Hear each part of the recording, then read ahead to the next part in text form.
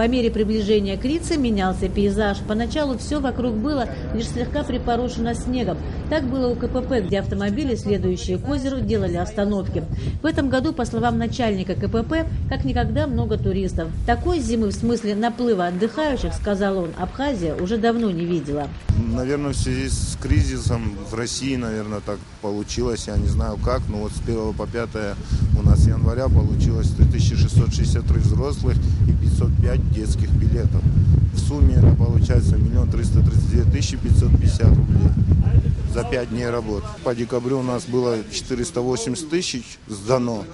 А вот в 2013 году сезон не состоялся, в 2012 было сдано 17 тысяч рублей, в 2011 тоже сезон не состоялся у них. А по январю еще не сравнили, но вот такая у нас цифра выходит.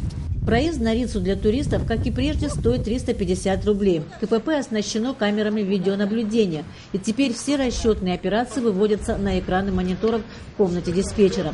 Как мы выяснили, в эти дни сюда приезжают со всей России. Много раз были, решили еще раз приехать. Очень красиво здесь. И дорога красивая, и страна красивая. Все хорошо. Приехали, просто катаемся. В прошлый год приезжали. В этот раз решили посмотреть. Теперь лесники Рицинского национального реликтового парка работают круглый год. Раньше зимой они уходили в бессрочный отпуск. С этого года участки национального парка патрулируют по 3 человека. Все они не просто обеспечивают безопасность посетителей, но и контролируют действия охотников. Таких злостных нарушителей нет, конечно. Но бывает, просто предупреждаем уже людей, что уже пора прекращать все то, что было раньше. Сейчас уже, я думаю, что... как говорится, нашему будущему, чтобы что-то осталось. Вот и все. Тут лавина опасна, бывает дороги, камнепады бывают. Вот это стоим, не полноприводных машин сюда не пускаем, ну как и обычно. И летом бывает такое. Для безопасности граждан. Чем ближе мы подъезжали к Рице, тем больше становился снежный покров. Чтобы авто могли доехать до озера, дорогу расчищали трактором, иногда по нескольку раз в день. Зато теперь этим маршрутом следуют даже велосипедисты. Из разных городов России сюда приехало около 15 человек. Стартовали спортсмены из Гагры, но добраться до площадки озера удалось лишь единицам. Выехали мы где-то, наверное, в 8, сейчас 12. Вот 30, получается где-то 4,5-5 часов. У нас вот точно небольшая группа, 15 человек, вот 4 точно доехали. Я просто остальных немножко потерял.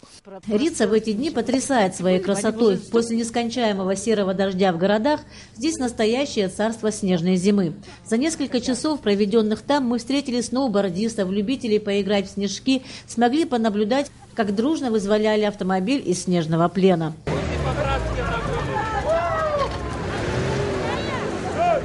Интересно, что немалая доля отдыхающих на Рице – это местные жители. Приезжают целыми семьями, чтобы провести новогодние праздники в атмосфере настоящей зимы. Что же касается приезжих, то все они без исключения отзывались об отдыхе в Абхазии в восторженных тонах. Эмоции переполняют. Мы очень рады, что мы оказались здесь, не первый раз в Абхазии. Спасибо вам. Мы вас очень любим на самом деле. И не нужна нам никакая Турция, ни Египет, ничего. Мы каждый раз будем приезжать сюда. Вообще супер просто. Те же 20-30 тысяч лучше сюда, в Абхазию, к вам привезем, чем куда-то в Турцию, Египет. Нам это не надо. Мы который раз...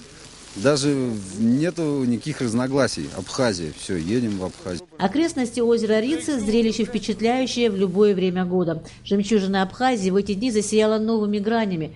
Превратить ее в настоящий центр туризма в ближайших планах дирекции парка.